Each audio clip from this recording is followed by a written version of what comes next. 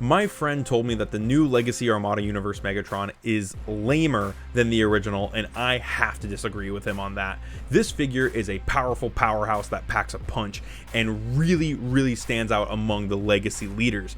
Armada Megatron is a design that I was not a huge fan of at first, but having this figure in hand and actually getting to kind of play with this is amazing. I even got to play with my friend's original Armada Megatron to compare the two, and I gotta say, I definitely prefer this one. The head sculpt is on point, as well as the gimmick usage, like the tummy cannon, and you can't beat that.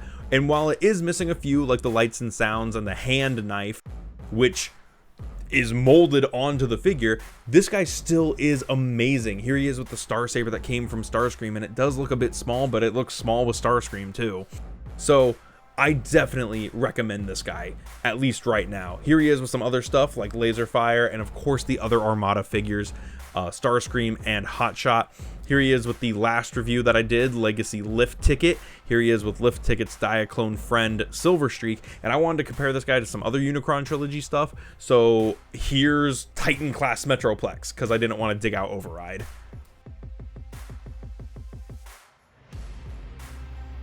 Before we get into articulation, I just want to say that obviously these two look amazing together. I think that it's fantastic. We're getting a lot of Armada characters, and I really hope that, I think his name is Thrust. I think that's the other Armada character, the other Jet. I hope we get him or Demolisher or Cyclonus. Honestly, I think Demolisher and Cyclonus would be easy retools of Spinister and Impactor. And then if we got like a brand new mold for Thrust, I think that'd be awesome to kind of round out our Armada Decepticons. And then we could get a Red Alert and stuff. But obviously, like, these three look fantastic together. They're all very much faithful updates to the Armada aesthetic, as the Armada aesthetic, shockingly, is very G1. Anyways, getting Starscream out of here because he doesn't need to be here. Armada Megatron is just the most Rizzy figure I have picked up in a long while. He is so nice. I love these big tower shoulders, his doofy Scorponok looking head,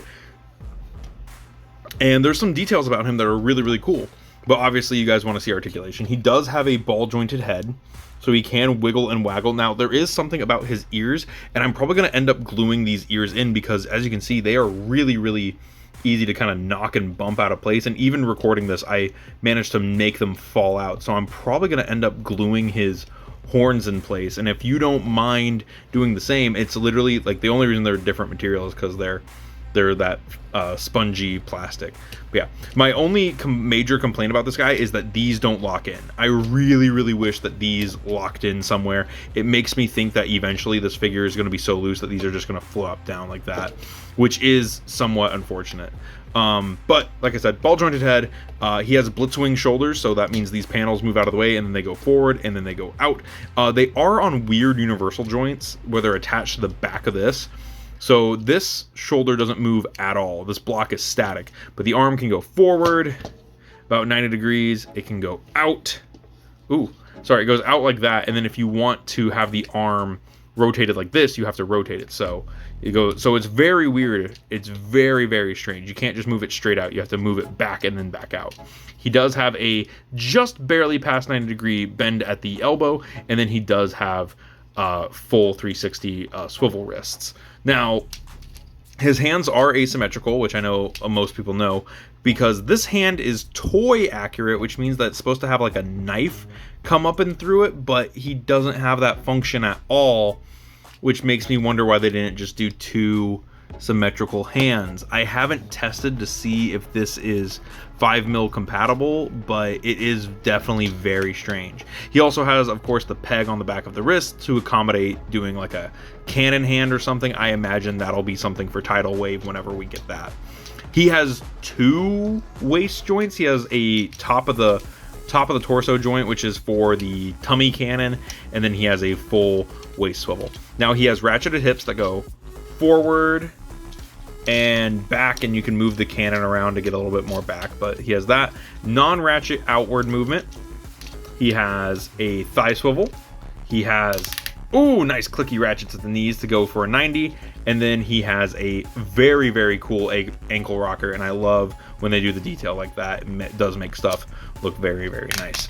But yeah, overall pretty posable. He has the standard amount of articulation that we expect from a modern Transformer, and of course a little bit of cannon articulation. The cannon does swivel.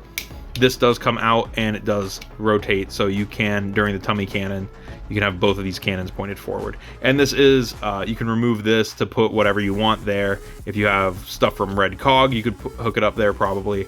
And then this also does like to pop off, I will say that. That's popped off on me more times than I would like, but hey, what are you gonna do?